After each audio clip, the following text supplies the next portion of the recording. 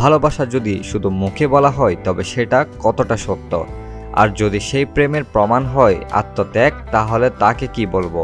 এই প্রশ্নগুলোর উত্তর খুঁজে পাওয়া যাবে মাহমুদুর রহমান হিমি পরিচালিত ঈদের নাটক মিথ্যে প্রেমের গল্পতে। এই নাটকের চিত্রনাট্য লিখেছেন দয়াল সাহা। এতে কেন্দ্রীয় চরিত্রে অভিনয় করেছেন ফারহান আহমেদ জুবান ও নাজনীন নাহার নিহা। নাটকটির গল্প আবর্তিত হয়েছে সাইফ ও আয়াত নামের দুটি চরিত্রকে ঘিরে। সাইফ একজন সাধারণ সৎ নীতিবান মানুষ। আয়াতকে এক ভয়ঙ্কর পরিস্থিতি থেকে রক্ষা করতে গিয়ে সে এমন এক দায় নিজের কাঁধে তুলে নেয় যা সে করেনি। ক্ষমতাবান দুর্নীতিবাজ আমজাদ চৌধুরী আয়াতকে ধর্ষণের চেষ্টা করে। সেখান থেকে শুরু হয় মূল গল্প। ফারহান আহমেদ জুবান বলেন, শান চরিত্রটা আমার জন্য একেবারেই ব্যতিক্রম।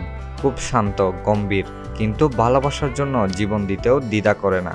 অভিনয়ের সময় নিজেকে চরিত্রটার সঙ্গে একাত্মতা করে ফেলেছিলাম।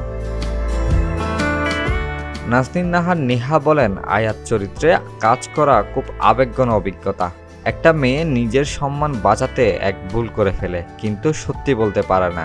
এই দ্বন্দ্বটা ভেতরে ভেতরে কুরে খায়। শানের আত্মত্যাগের পর আয়াতের চোখ খুলে যায়, কিন্তু তখন খুব দেরি হয়ে গেছে। এই নাটকটা আমাকে মানসিকভাবে নাড়িয়ে দিয়েছে।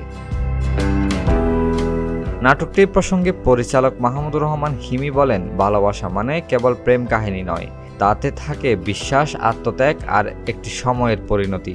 মিথ্যে প্রেমের গল্প বলতে চাই সেসব মানুষের কথা যারা ভালোবাসার জন্য নিঃশব্দে জীবন দিয়ে দেয়, অথচ সমাজ তাদের গল্প কখনো শোনে না।